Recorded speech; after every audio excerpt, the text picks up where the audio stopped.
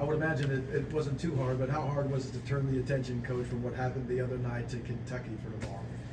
Well, it is, and again, we're proud of what these guys have accomplished up to this point, but we know that there's another game Saturday, and it's a big game. It's the last one of the year, and certainly senior night for some special guys here, but it's a mindset. We keep talking about that, and we know that great respect for Kentucky, and I think they're the most explosive offensive team in the country, and John does what he always does. He gets his guys playing great basketball at the end of the year, and they just keep building, and they've been on a little bit of a roll themselves. So again, it doesn't take much to get our guys' attention because of the respect that they have for Kentucky and their program, and so we know that we're going to have to be ready to play. Rick, how different are they, if any, from that first meeting up there at Rupp? But they got, Justin Edwards has become more of a part of it.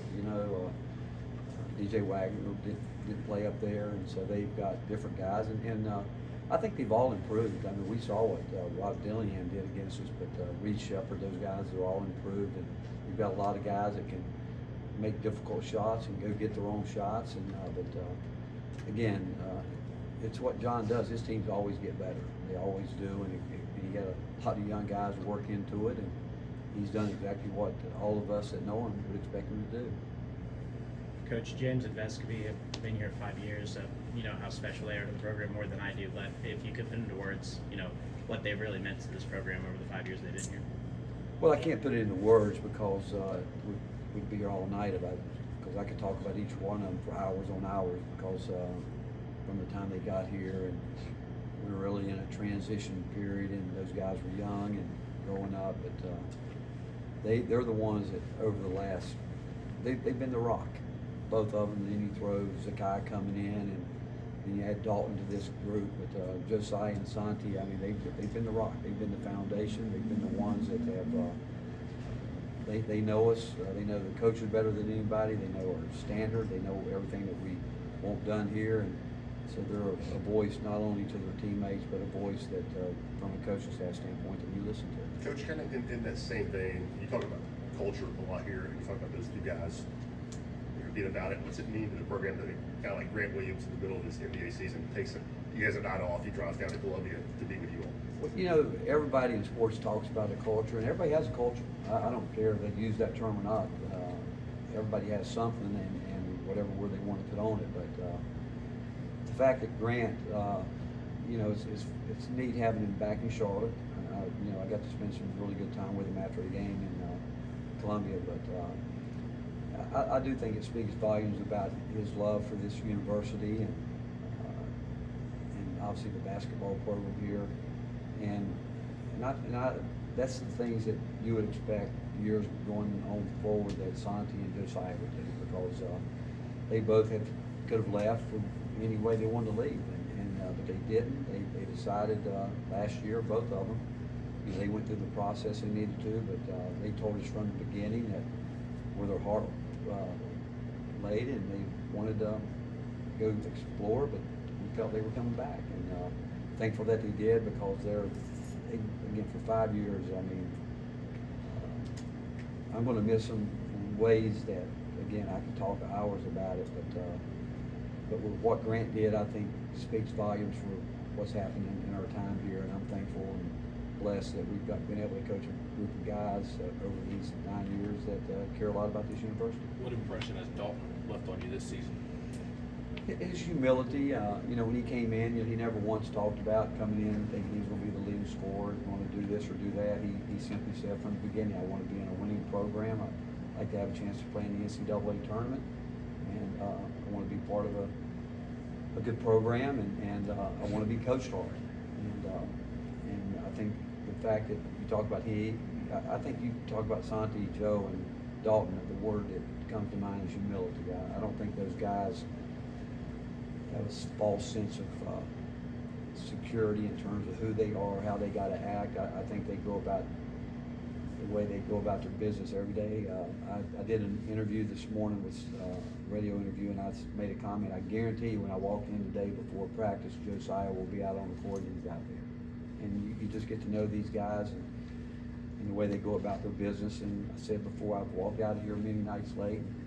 Dalton in there shooting, and I'm like, make sure you're taking care of your body. He said, I'll be in the ice bath tonight, I promise. And Santi the same way. It's just that you spend so much time with these guys, you get to know them. And if anybody deserves to have 2 senior days, I would say it's probably Josiah and Santi.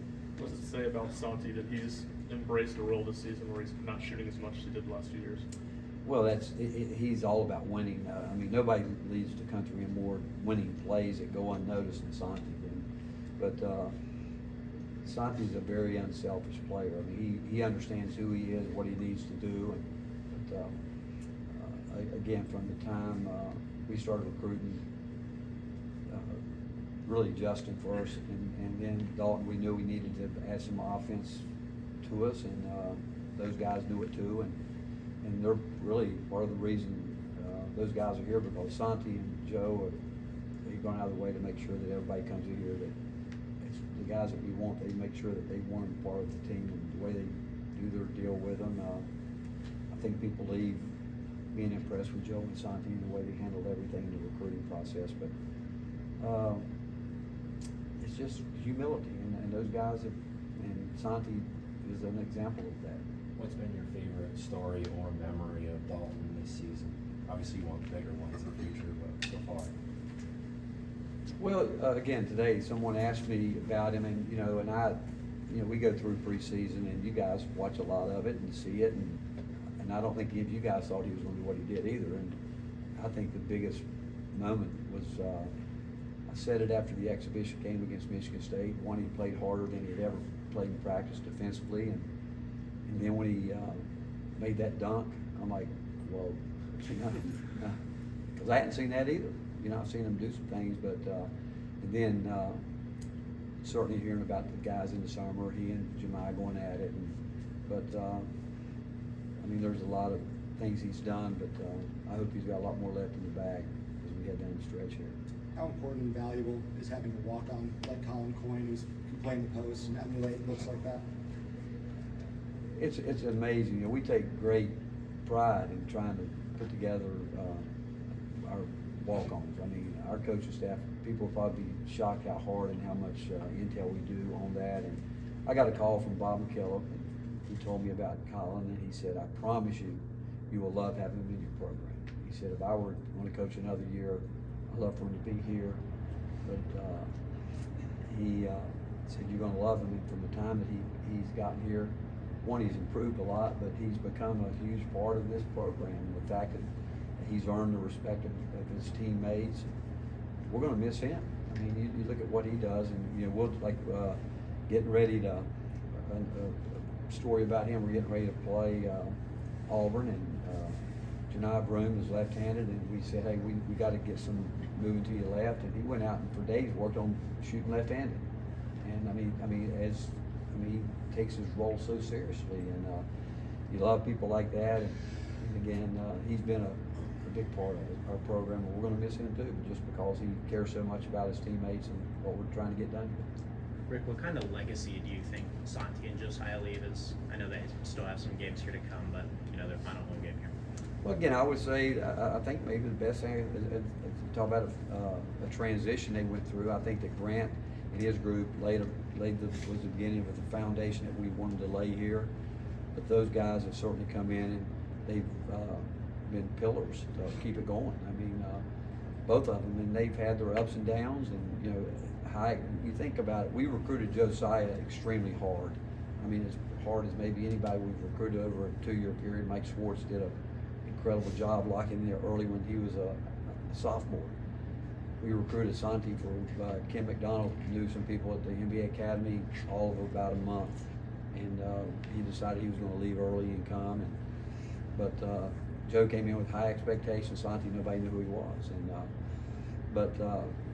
They both got here different ways, but they're going to leave the same way in the fact that, again, almost like cornerstones in their time here, that they've been a rock that we've been able to rely on and build on. Rick, did the way Santi started his career here tell you what you needed to know about him, the way he was thrown into the mix? Yeah, again, Santi, I remember if it were yesterday, he got here, and I said, hey, give me some sets you're familiar with, and we'll put them in. We got one day here, get it going because we need you. And we were doing a little bit of some things what he talked about, but I think he hit, 5 threes in that game, but he was in terrible shape. We laughed about that. You know, he was really in terrible shape. The way he went from a guy that everybody said offense, where he became such a complete player. He's played every spot other than what the post position. He'll guard anybody, but Santi's, defensively, I mean, he's become one of the elite defenders in the country. And the fact that his work ethic, he's a high level competitor. If Santi were playing checkers, he'd want to win. And but he's totally changed. And last summer was the first summer he really spent with us because of obligations and doing other things. But he's totally changed what he was known as, a guy that was like just a spot up shooter. He's become so much more than that. You said in the last press conference that basketball is a game of runs. Against Kentucky, what kind of do you think will be the hardest part of that 40-minute run? Well, they're great in transition. Got to keep the floor balanced because they got some guys that will leave early because I think they got confidence in their rebounders to get the ball, and we got to take away those quick hitting plays, segments where they can put up a lot of points quickly, and but they have some really prolific scorers that can go. I look back on our game with Rob Dillingham. I mean, we guarded him, I think, as well as he could be guarded, but he just made some terrific shots. And they've got other guys now that have, I think, gotten confidence and are playing, and so it's going to be us really understanding how important every possession is going to be and being ready to do what we need to do to try to stop those runs and not letting them hit us with a lot of them. Anything else for Coach? Thank you. Thank you. Thanks, Coach. Coach Richard.